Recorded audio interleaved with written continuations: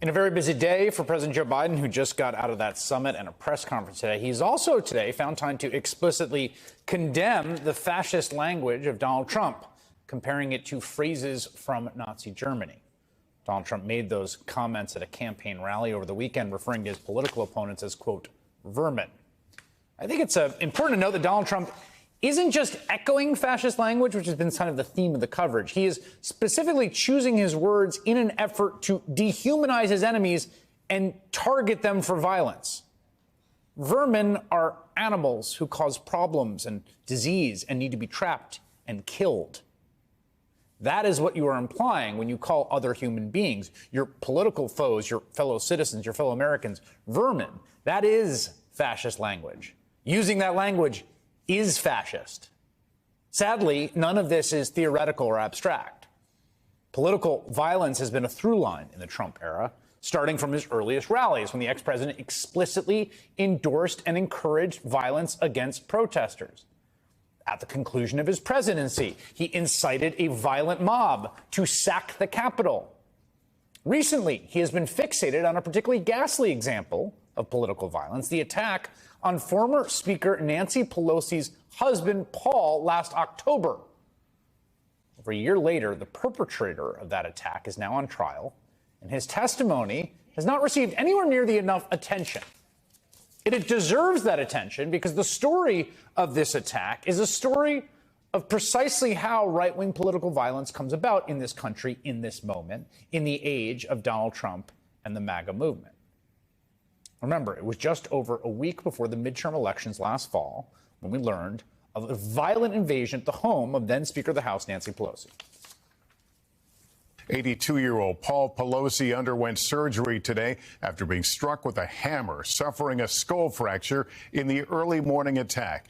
His alleged assailant, a 42-year-old man, charged tonight with attempted homicide, the intruder allegedly demanding to see the speaker. Speaker Pelosi, second in the presidential line of succession, as we noted, was not home at the time of the attack. And though police say a motive has not been determined, the circumstances of the assault are only deepening the chill felt by many in Congress and what authorities say is a more threatening political climate.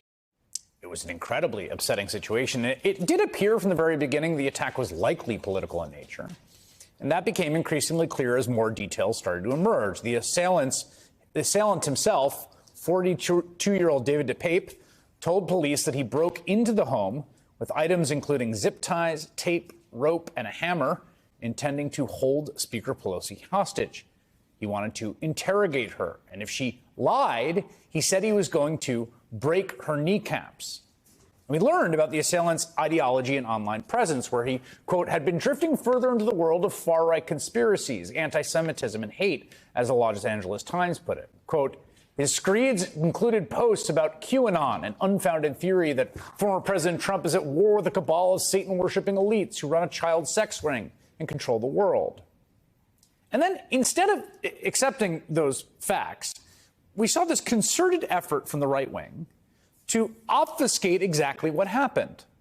Almost immediately, they tried to muddy the waters, to confuse people, to hide what we then knew, what was staring us in the face, that this was an example of political violence inspired by the same fetid ideology that Donald Trump was using to his benefit.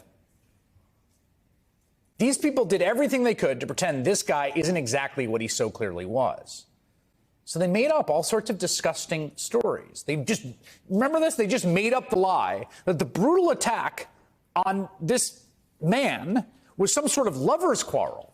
Just fabricated out of thin air. Just a fabrication to cover for a violent right-wing assault. A guy who had clearly been influenced by violent right-wing rhetoric. And this was not fringe. I want to be clear. Republican members of Congress, Trump Jr., even Elon Musk, elevated that lie. They made it a central part of the discourse. We saw all kinds of obfuscation about the assailant's politics. Republican Senator Ted Cruz of Texas signed on to this claim that it is absurd to try to paint a hippie nudist from Berkeley as some kind of militant right-winger. Now, I should note here, thankfully, Paul Pelosi recovered after undergoing surgery to repair a skull fracture. It could have been so much worse. And we should keep in mind that it was the second act of serious right-wing political violence in the run-up to an election in the Trump era. The last midterms, 2018, a man who became known as the MAGA bomber mailed 16 packages containing actual pipe bombs to Democratic politicians and other critics of Donald Trump. He tried to blow them up. But this utterly horrifying story, which serves as a greatest warning to us all, became a punchline on the right among conservatives. Now, I don't actually think they're joking about Paul Pelosi's violent attack because they think it's funny. They're joking about it because that joking signals to their audience that what happened is fine. Nancy Pelosi, well, she's got protection when she's in D.C. Apparently her house doesn't have a lot of protection. She's losing the gavel but finding the hammer. Too soon? Is that too soon? We had no terror during my administration. The only terror we had was Nancy Pelosi, who's a crazed lunatic. She's a lunatic. She is a crazed lunatic. What the hell was going on with her husband? Let's not ask. Let's not ask. I'll withdraw that statement.